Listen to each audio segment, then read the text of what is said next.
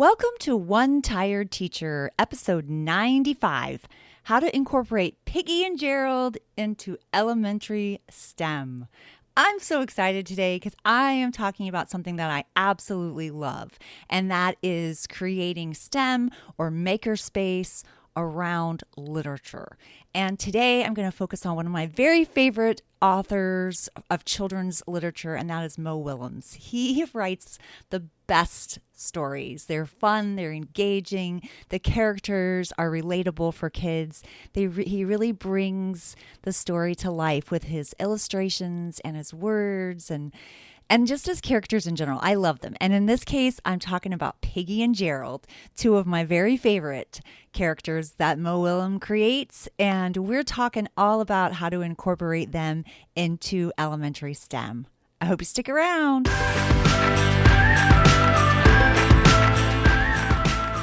Welcome to One Tired Teacher.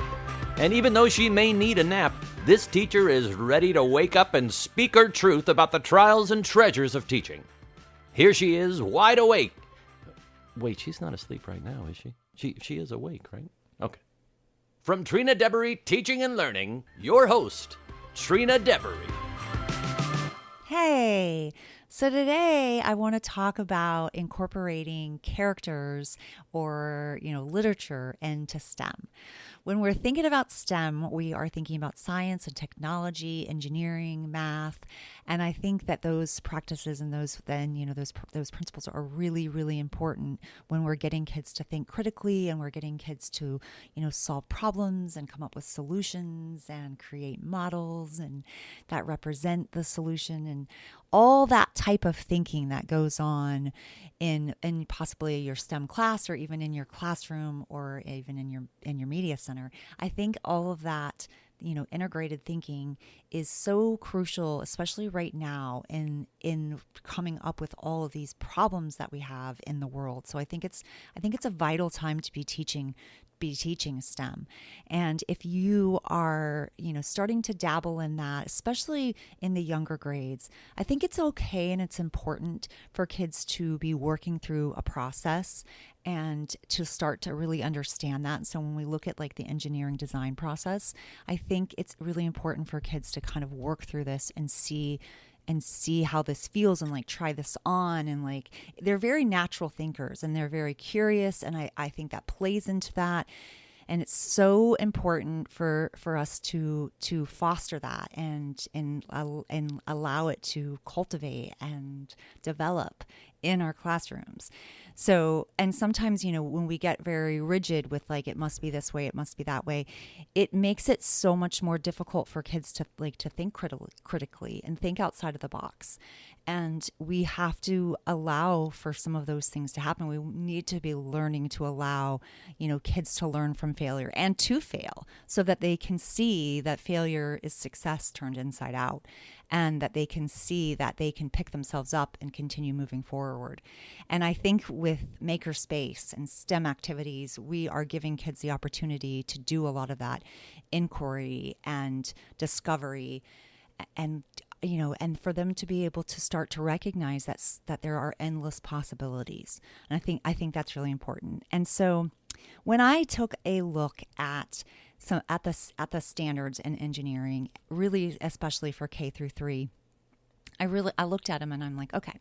So the first one talks about asking questions, making observations, and gathering information about a situation people want to change to define a simple problem that can be solved through the development of a new or improved object or tool. So I'm looking for something that's going to solve a specific problem. And I've got to gather information about it. I've got to ask questions about it. I've got to find out information, and then I have to determine how I'm going to solve this problem. So that's an important thing to keep in mind. When I look at the second standard, it's develop a simple sketch, a drawing, or a physical model to illustrate how the shape of an object helps its function as needed to solve a given problem. So what does this look like, basically? What does this tool look like? What does this model look like? Or is it just a simple sketch or drawing? And we can do that, and I think we do that a lot. But I think when we're allowing kids to do hands-on activities, it's their minds are thinking, their bodies are working, and it's it's allowing those types of learners to really grow and like flourish. And also kids that have a more difficult time with this type of thinking, it stretches them, it challenges them. And I think we all might need to be challenged a little bit in that creative kind of critical thinking. And those are the two standards that I really focus on. Now, I think it's also important not to leave out this third standard, which is to analyze data from tests of two objects to design to solve the same problem, to compare the strengths and weaknesses of how each performs. I think it's also important to keep that in mind, because we want kids to look at and compare and contrast different solutions. We want them to be able to learn from the experience. We also want them to revise. So I think that's another critical part of what we're doing when we're doing makerspace activities or when we're doing STEM activities. And in this case, I'm going to refer to our thinkers, our as makers. I say that, I end up saying that a lot, I feel like, and because I have a makerspace in my media center, and I want it to be a space where they're creative, and they're thinking, and they're building, and they are doing a lot of that analysis, and they're also finding information and asking questions, and then they've got their hands dirty. Like they're getting their hands dirty. And with the way that things are right now, they have to have I have to do an individual approach. So it's, individual baggies of things, or individual pieces of cardboard, or, individual scissors and things like that. So it makes it a lot more difficult, and having them, socially distanced, that makes it a lot more difficult. But I don't want to let go of this, because I just think it's so crucial, and I think it's so important. So I have created a Piggie and Gerald I've built some building challenges, and I have them available in my shop. If you're interested on TPT, I'll link to them in the show notes. But I took a really close look at the Piggie and Gerald books, and they are perfect for looking at problems, because there's always a problem in the story that Piggie or Gerald or both are trying to solve. And it's when you look at them, they're very simple text, so they make it fun for younger children. And the speech bubbles make it really, like this, they know who's talking. It helps with dialogue. There's so many reading standards that you can cover. There's a lot of inferring too, though, because there's a lot of work going on in the illustrations. Mo Willems does such a good job with the illustrations as well as the words. And he puts a lot of clues and context in those illustrations. So that's a powerful standard to cover when you're looking at Piggie and Gerald. But the other part of it is that it's not just little or younger children that love those stories. I mean, I had fifth graders last year in my office because I have a giant basket of Piggie and Gerald books, they wanted to read them every time. After they had reflected on their issue and whatever, they would ask to read those books, and I always let them, and they're always excited about them. So I think that they can be used in a multitude of grade levels. I think they're really fun. So for my challenges, I picked out 10 different books, and there's so many. So you can always pick, something different. But I'm going to share the ones that I have in my challenges. I picked, should I share my ice cream? I picked, can I play too? Let's go for a drive. A big guy took my ball. Waiting is not easy. I will fly. My new friend is so fun. I love my new toy. I broke my trunk. And are you ready to play outside? So these were ones that I thought were, that they were fun, they were engaging, and I think that they have some specific problems that we could work around. Something to keep in mind when you're doing a STEM or makerspace activity is you want to keep it open-ended. You want to allow for kids to be very creative and to come up with their own solutions. You don't want to stifle them by saying, for example, when I was creating the drive one, let's go for a drive. When I created Let's Go for a Drive, I was thinking you could develop, a new, an improvement on a car that already exists. So you could think of a car, and I'm like, I don't want to be specific. I really want it to be more open-ended. I want them to think about some type of transportation tool that they could use to get Piggie and Gerald and all their stuff. They have so much stuff in this story from one place to another. So I didn't want to give them that they had to be a car. I really wanted to see what they would come up with. And also, this is such a great way to incorporate force and motion and, push and pull. And so even gravity. So I think that there's like so many elements that you could cover using this one particular book. And I wanted it to be open-ended. I wanted to allow for kids to really think. And I gave these challenges to some teachers in my Facebook group, Makerspace, a Makerspace Thinking and Learning with Trina Debris. And I'll link to that too, if you're interested in joining. And because I wanted to have some other teachers' eyes on this before I posted it in my store. And I got some really incredible feedback. So I was super excited about it. And it was interesting because somebody wrote me back and they were talking about because one of the challenges has to do with are you ready to play outside? And so they have to create something, a type of cover that's waterproof, that will keep Piggie and Gerald dry because it's raining. It ends up raining in the story. And I set a cover and I meant as far as like anything that will cover that.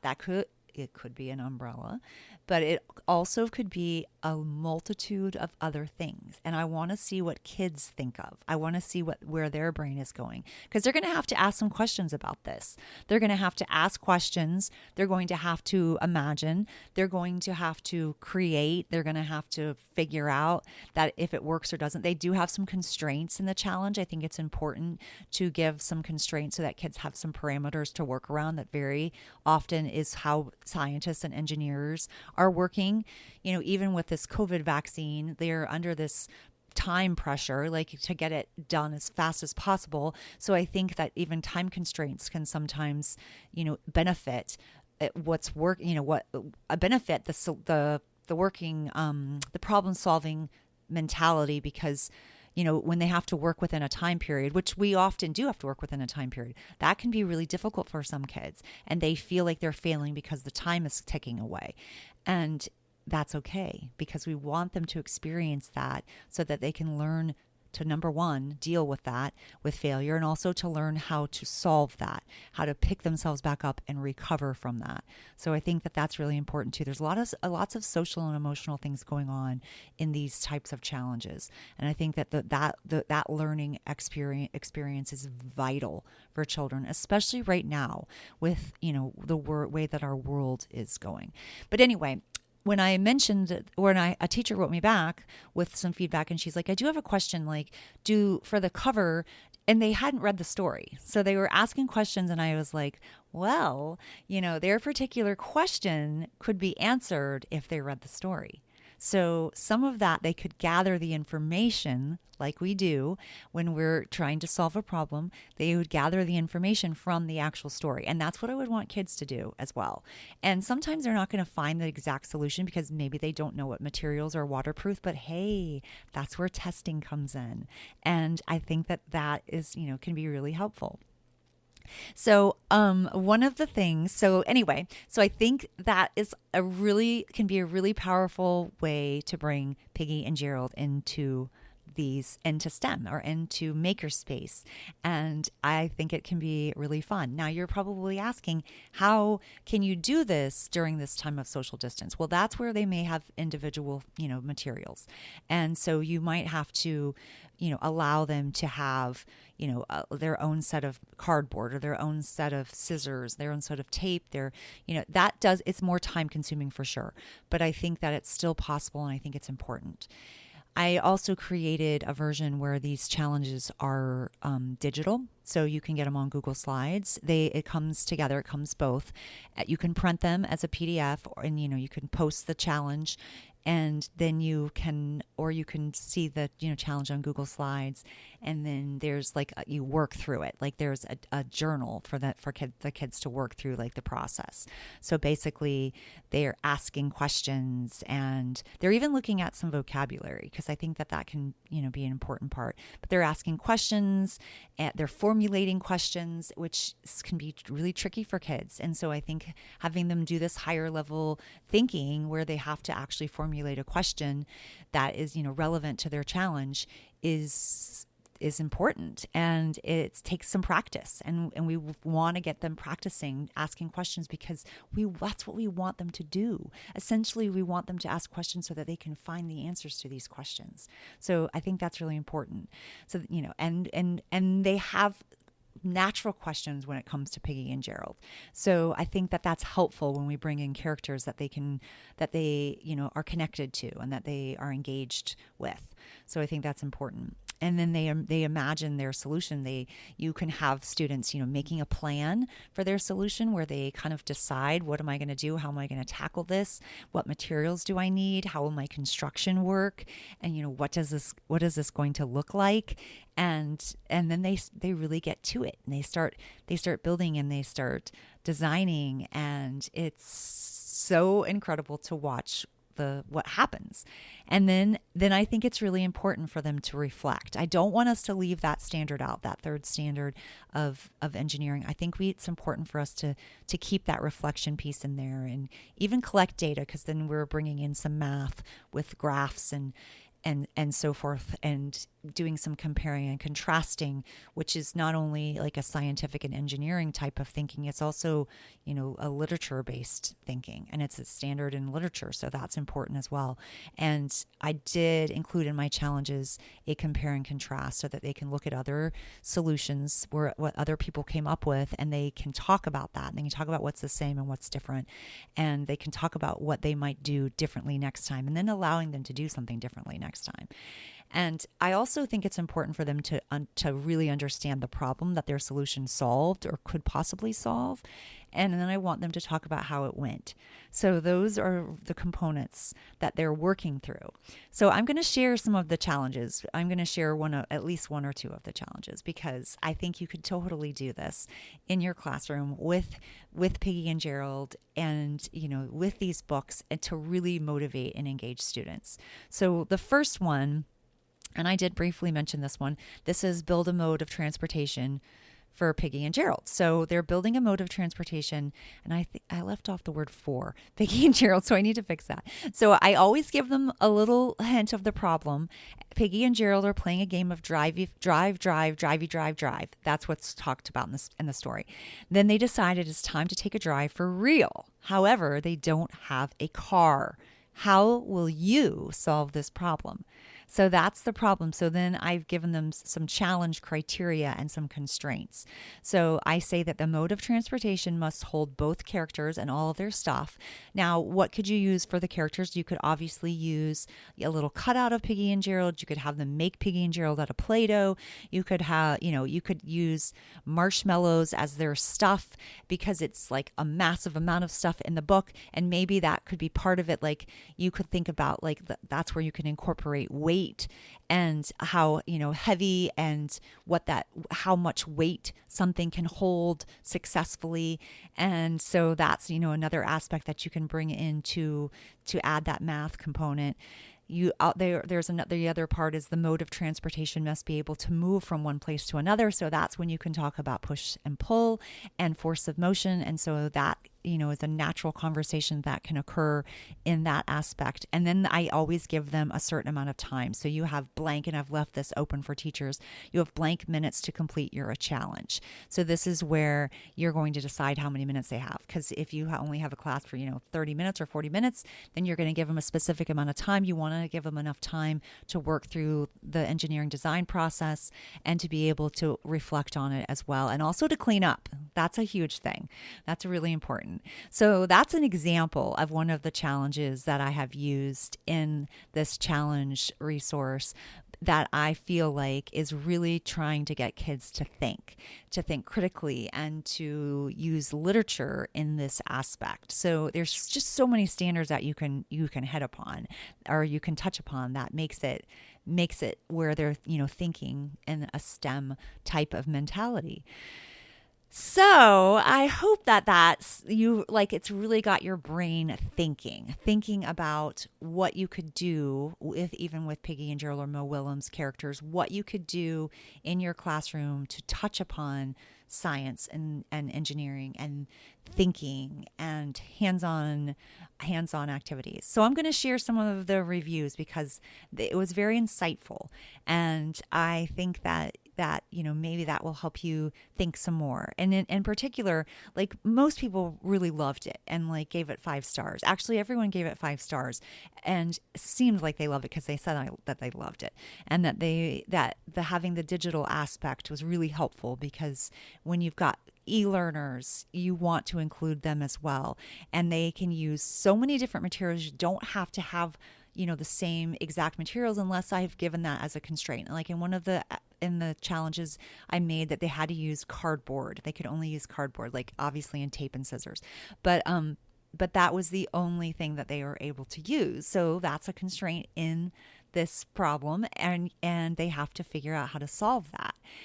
And let's see. This person said, as a STEM teacher, I love that these use the use of the engineering design process. My K2 students will love learning this along with Elephant and Piggy. They love the challenges. They love how it's organized. They think it's made planning so much easier. So that was exciting.